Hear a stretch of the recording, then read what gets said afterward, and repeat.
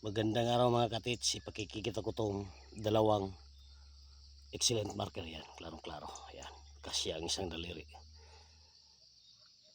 dalawang excellent marker, yan, klarong klaro. Ganitong setup mga katits, ito,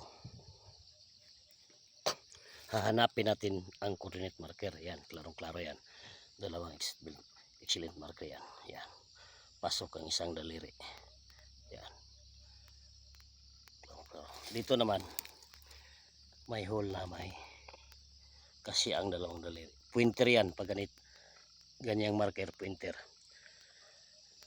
Diyan sa north side may excellent marker yan, naka wall type. Yan, klaro. Yan. Excellent marker, dalawa yan. Yan, klaro. Naka wall type yan, naka wall. Dito norte ito. Diyan norte. Naging pag ganitong pointer naka wall type, pointer yan. Yan. Diyan banda ang dalawang excellent marker. Yun o, nakahilirang mga bato. Tatlong bato nakahilira. Galing dito. Hahanapin natin ang coordinate marker. Tatlong bato yan. Nakahilira. Apat na bato. Yan. Dito naman may excellent marker yun. Klaro. Dalawa to. Dito naman may excellent marker. Ito. Yan. Pag ganyan set up na marker ay ibig sabihin yan close tunnel o creek. Pag ganyan marker. Dito mismo may target underneath dito mga katiits. Parang lalim, hindi natin alam ha. Hindi naman tayo kasama sa nagbaon. Galing sa marker na to. Yan. 9 feet ang distansya dyan banda. May excellent marker yan. Yun yung malaking boulders na bato. Galing dito. Dito naman may excellent marker yan. Klarong klaro. Yan. Water element dahil nasa north ito tubig. Yan. Malaking load to mga katiits. Pag ganitong sit up yun. Ang dalawang bato ginawang passage patungo dyan. Yan. Yan naman naka wall type yan.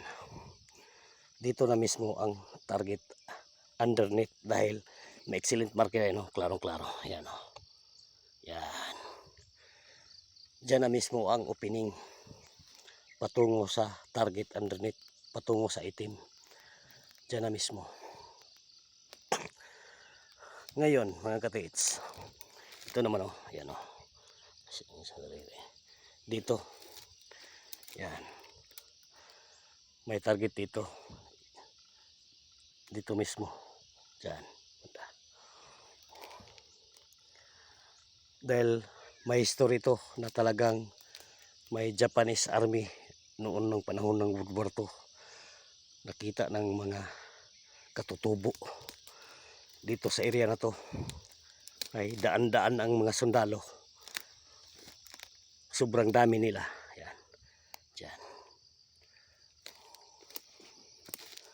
Dito naman dahil naka wall type yan. Yan o. Kasi ang dalawang daliri. Ibig sabihin yan, gold deposit. Naka wall, nakapader yan.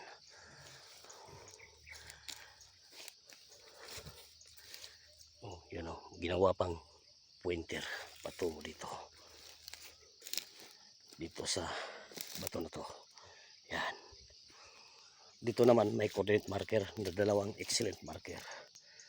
Yan.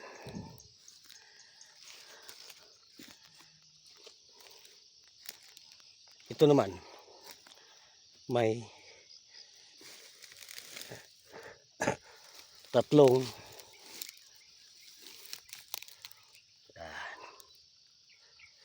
may excellent marker naman, naka wall type yan. Yan, klaro. Yan. Pag ganitong sit up mga katiits,